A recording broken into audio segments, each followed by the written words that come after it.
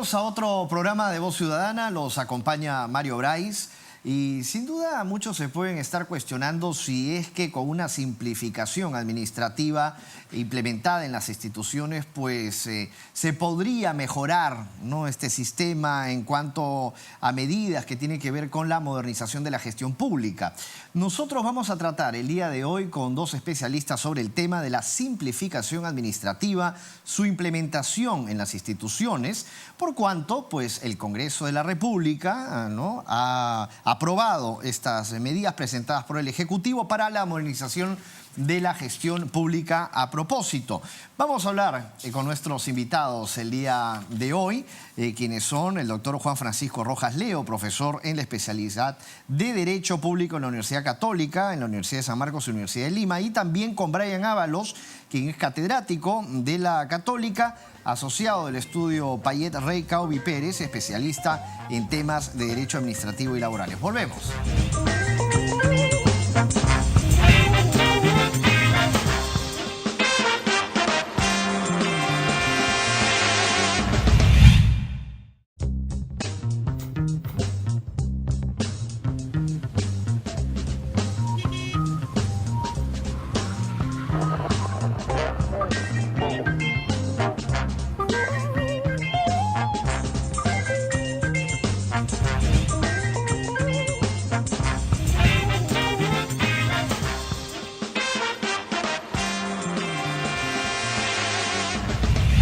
Volvemos ya con el tema de fondo. El doctor Juan Francisco Rojas Leo, a quien le damos la bienvenida. El doctor Brian Ábalos Rodríguez, ¿qué tal? ¿Cómo están?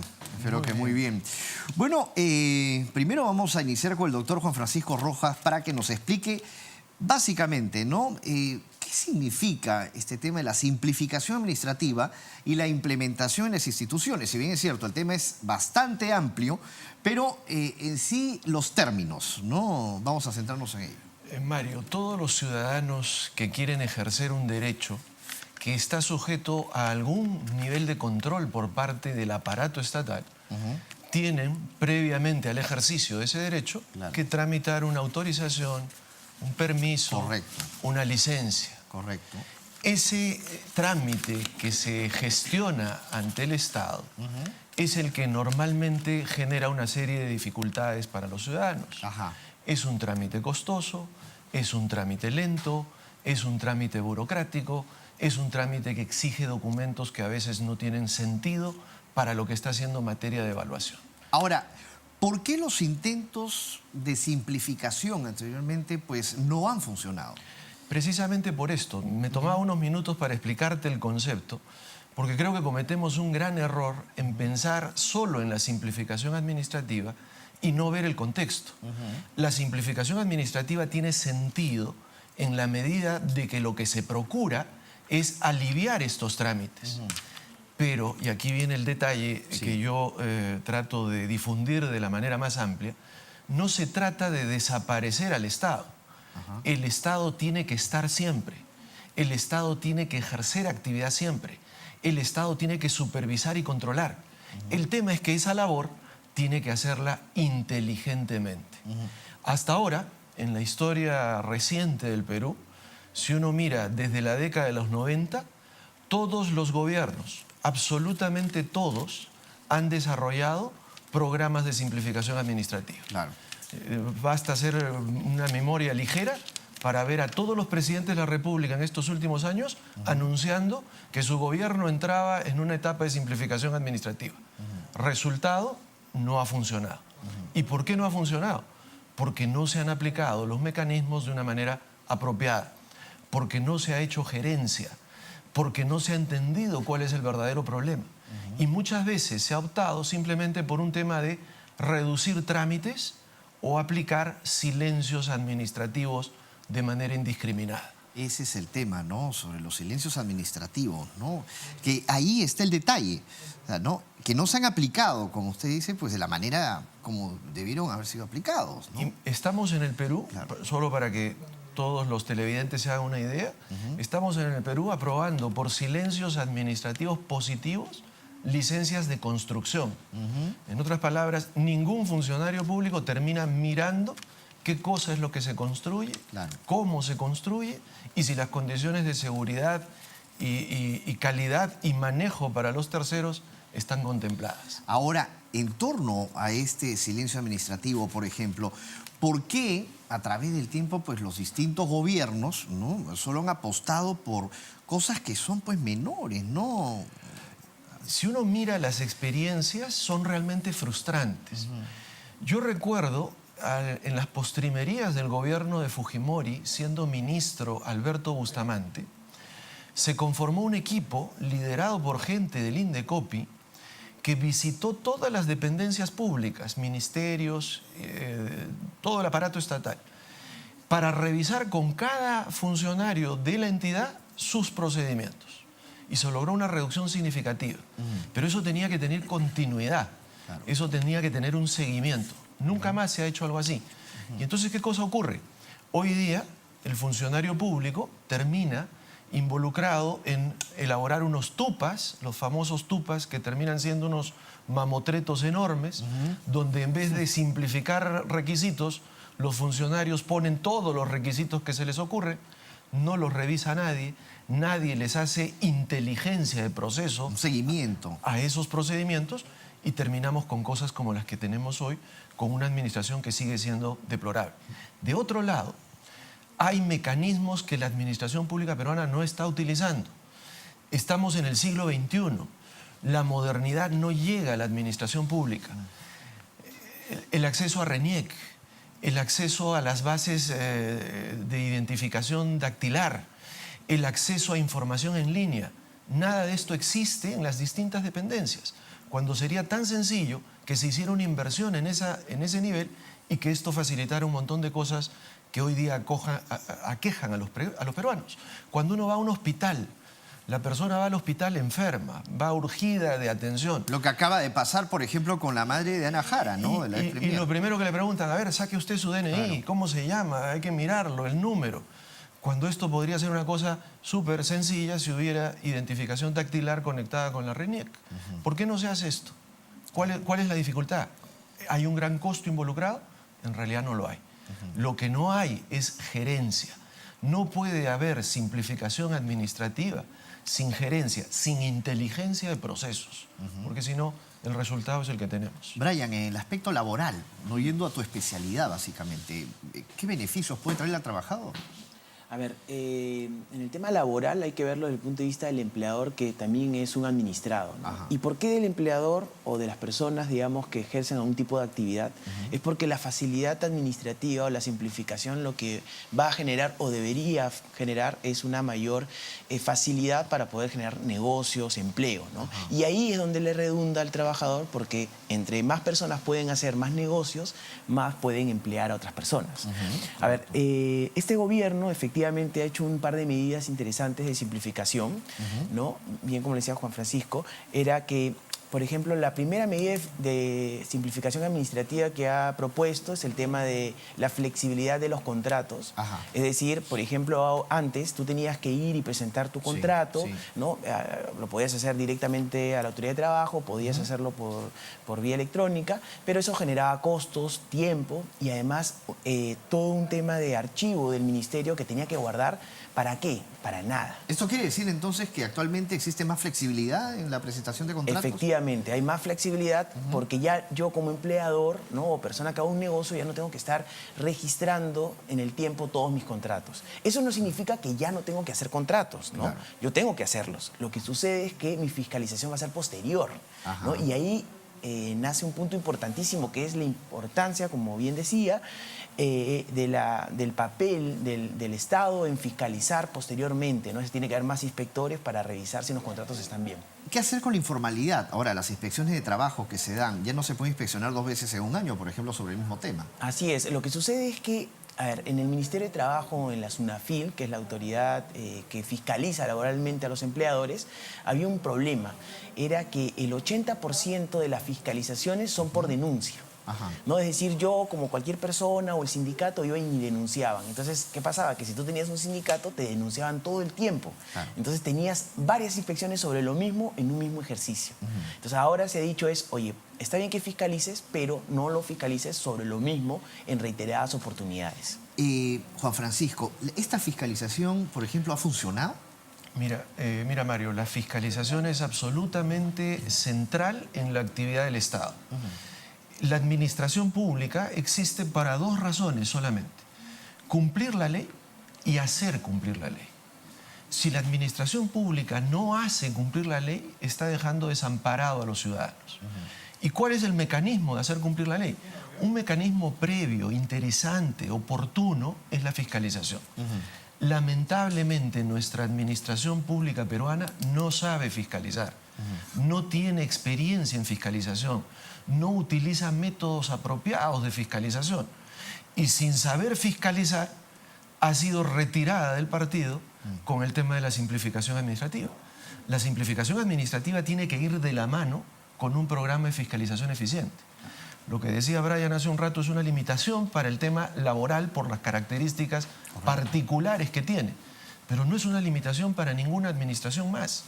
La desgracia que hemos vivido juntos hace un tiempo en la galería esta, aquí muy cerquita, sí, es fruto de una mala labor de fiscalización.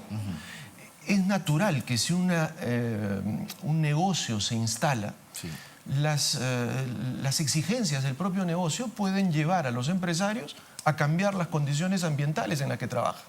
Pretender que un empresario mantenga las mismas condiciones per secula seculorum para siempre es una ilusión. Brian, ¿tú querías agregar algo? Sí, es muy interesante de lo que comentas, por Sí. ejemplo, ahondando en el tema del papel de la fiscalización, es que lo que pasó en la Galería Nicolini es que obviamente no existen inspectores, y cuando se le preguntó al ministro de Trabajo qué pasa, por qué no se fiscaliza, es que pasa algo bien interesante, que la SUNAFIL solo fiscaliza a las empresas que no son micro ni pequeña empresa.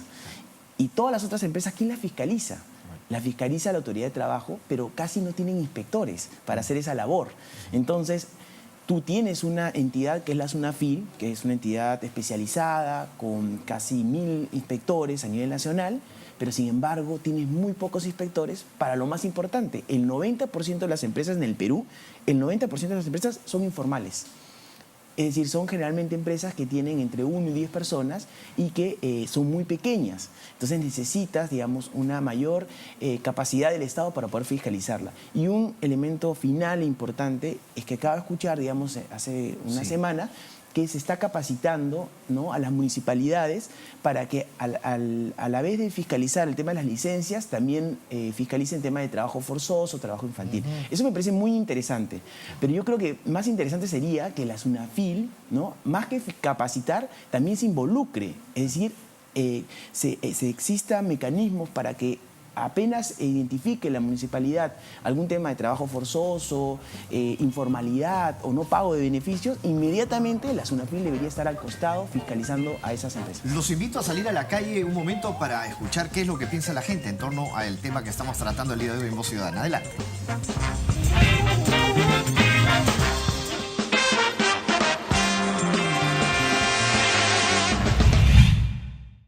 Hace un tiempo en Mala, es natural que si fruto de un negocio se instala, si el propio negocio pueden cambiar a los empresarios ambientales en las que trabajan.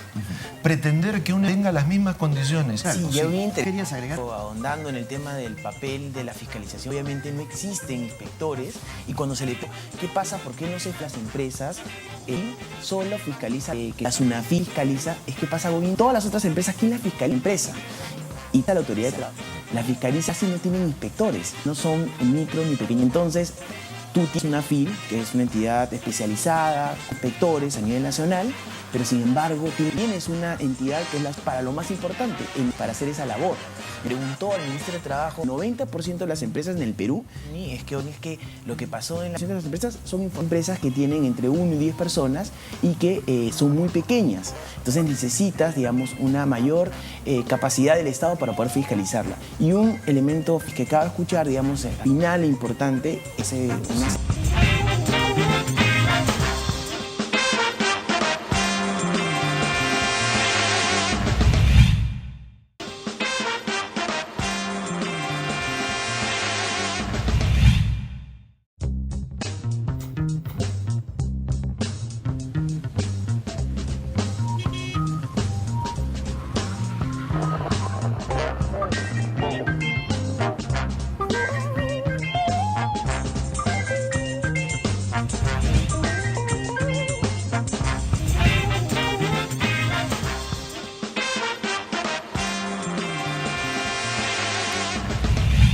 Bien, continuamos entonces en Voz Ciudadana, luego de haber escuchado la voz de la gente, ¿no?, en torno a la simplificación administrativa y su implementación en las instituciones. Sin duda están cansados, han dicho, de todo lo que es la burocracia, los papeleos, las filas, ¿no?, ya sea hasta en un mismo banco, ¿no?, en donde piden documentación, o así como también cuando tienen que ir al Poder Judicial. Hay mucha frustración y efectivamente el peruano está cansado de que le pidan formularios, de que lo hagan llenar solicitudes, de que le exijan presentación de documentos y cosas que parecen y son en muchos de los casos inútiles para el trámite que está realizando. Claro. Aquí hay una primera gerencia. Sí. ¿Qué requisitos, qué documentos soy requerido a presentar? ¿Cuál es la finalidad de la fiscalización o control que se va a hacer? ¿Y qué riesgos existen después en el ejercicio de la actividad ante una posible fiscalización y sanción? Claro. Porque, Mario, otro tema que uno no puede perder de vista es que mucha de la ineficiencia administrativa de las distintas entidades públicas se pretende cubrir con sanciones. Todas las normas que se han modificado en los últimos años en autoridades que ejercen la potestad de sancionar han elevado las sanciones. Entonces, esto es un dato interesante para pensarlo. ¿Por qué la administración pública, que es ineficiente en su relación con el ciudadano, que es ineficiente en su labor, quiere más sanciones? Porque en realidad está cubriendo su ineficiencia, sancionando a las empresas de manera desproporcionada. Tendríamos que repensar todo el proceso para encontrar más bien un equilibrio razonable. Y como dije desde el principio, esto hay que mirarlo en la perspectiva general. Claro. ¿Para qué está la administración pública? ¿Qué cosa es lo que debiera hacer? ¿Qué medios modernos debiera aplicar para el traslado de información? Administración pública del siglo XXI.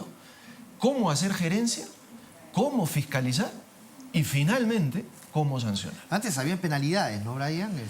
Sí, bueno, actualmente en el punto de vista laboral Sí. se ha reducido, hace poco nomás, hace un par de semanas, se ha reducido el 55% de las multas. Es decir, por ejemplo, antes tú tenías una multa muy grave, podías pagar casi 400.000 soles si incumplías algún tema grave en temas laborales, Claro. y ahora pagas un poco la mitad, ¿no? Más o menos Ajá, 200.000 claro. soles. Si me permites. ¿A qué te refieres, por ejemplo, con este tema de por qué es que se da esta reducción? ¿Qué es lo que... Lo que pasa es que el Sí. Estado lo que entiende es que las multas eran muy altas. Ajá. Y lo que ha tratado es de reducirlas en 55% para que no sean gravosas para las empresas. Juan ¿no? Francisco. No, simplemente eso es una constatación de lo que estamos diciendo. Claro. O sea, ¿qué puede explicar que una multa que era 100, hoy día el Estado diga, no, no va a ser 100, ahora va a ser 50? 50. Oiga, ¿y los otros 50 que usted le ha aplicado a todos los demás, sancionados antes, qué lógica tenía? Exacto. ¿Cuál era el sustento?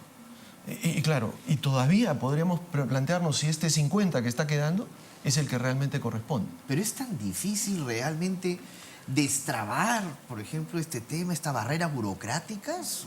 Hablamos de inteligencia, pero...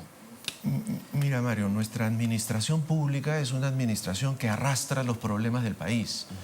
Problemas que tienen que ver con capacitación, problemas que tienen que ver con remuneración, problemas que tienen que ver con infraestructura. Pero seguimos en el mismo modelo. O sea, no hay un pensamiento distinto, no hay un pensamiento contrafáctico. ¿Alguien se ha planteado si tenemos demasiado personal? ¿Alguien se ha planteado si con menos personal se puede hacer lo mismo? ¿Alguien se está planteando, se está preguntando frente a los procedimientos administrativos para qué sirven? ¿Cuál es la finalidad que persiguen? ¿Qué capacidad de control tiene la administración que recoge toda esta documentación del ciudadano?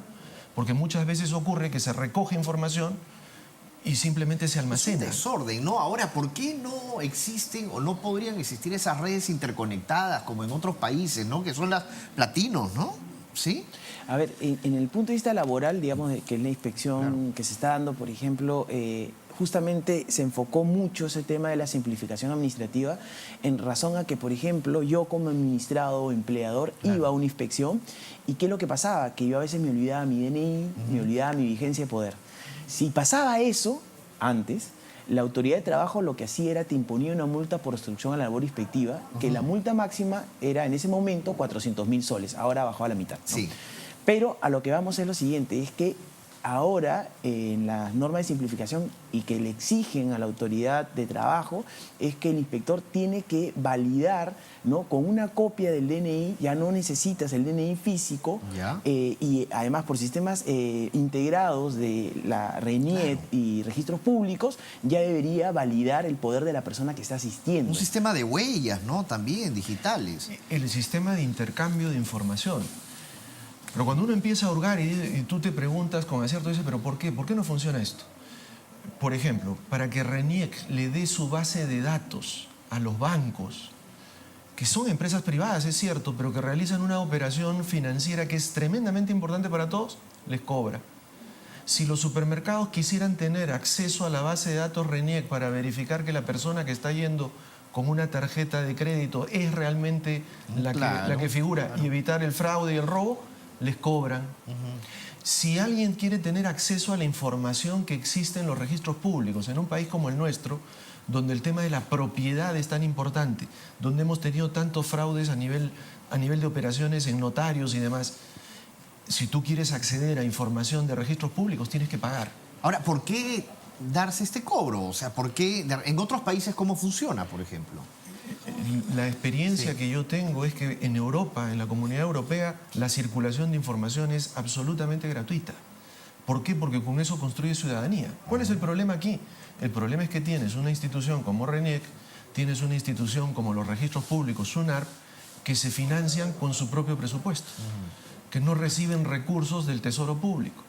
Para el Tesoro, para el gobierno central, es una situación muy cómoda, porque no me preocupo de ellos en el presupuesto de la República, no están. Y entonces, ¿cómo se financia RENIEC? Cobrándote el DNI. Entonces, por eso el DNI cuesta lo que cuesta. Brian, ¿Cómo se financia SUNARP? Claro. Cobrándote la información que te brinda. Y para el empleador sería mucho más fácil, ¿no? Sí, a ver, yo creo que es bien interesante este tema porque yo creo que uno de los motivos por los cuales existe tanta informalidad, prueba de eso, es que en el Perú, por ejemplo, actualmente tenemos 72% de informalidad de la población económicamente activa. ¿No? Es decir, casi 17 millones de personas, de las 17 millones de personas que podrían trabajar, 12 millones son informales.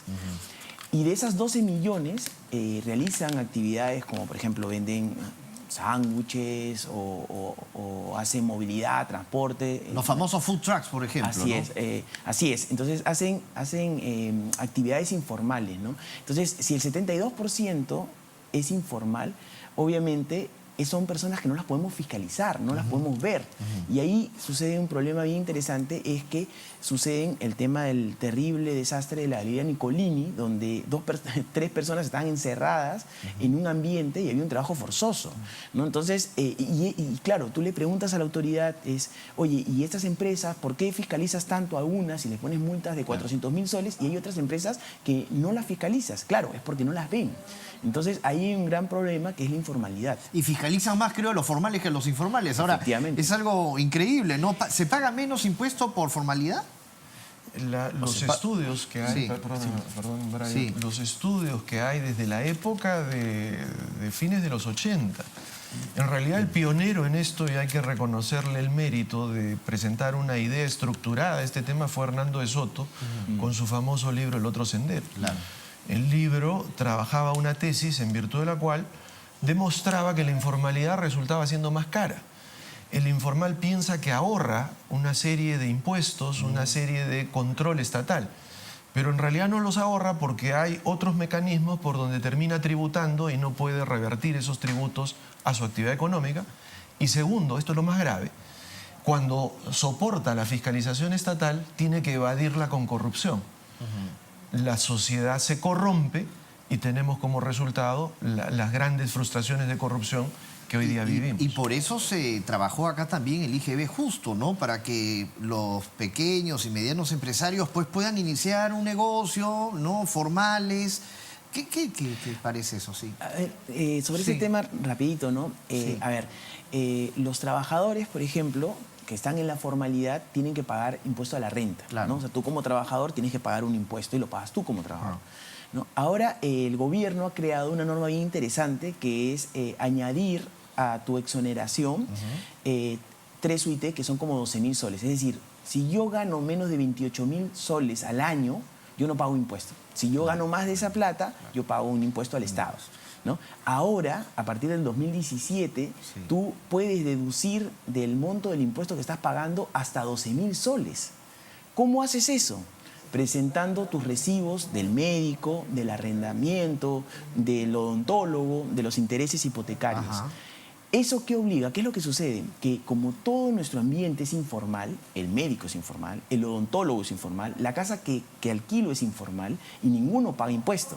Con este beneficio de poder yo anualmente deducir 12.000 soles más, o sea, pagar 12.000 soles menos de impuestos, es decir, quedarme con esa plata yo como trabajador, lo que tengo que hacer es presentar mis recibos formales. Y eso es un mecanismo indirecto para obligar, y creo que a todos nos ha pasado, yo a mi odontólogo le he dicho, por favor, gírame un recibo electrónico, porque quiero a final del año poder reducir esa plata. Y es un tema que la SUNAT todavía no le está dando mucha publicidad, pero ya existe. No, se está usando, ¿no? Hay sectores que lo usan, ¿no? Todavía no, Mario. Esto va a ser recién al final de este ejercicio. Ajá, ajá. Pero es una idea inteligente. Claro, o sea, claro. es una forma inteligente de generar incentivos para formalizar. Claro. Porque como menciona Brian, le vas a pedir el recibo al profesional que normalmente no lo hacías, lo obligas a él a tributar, tributamos más y el Perú de alguna manera se organiza.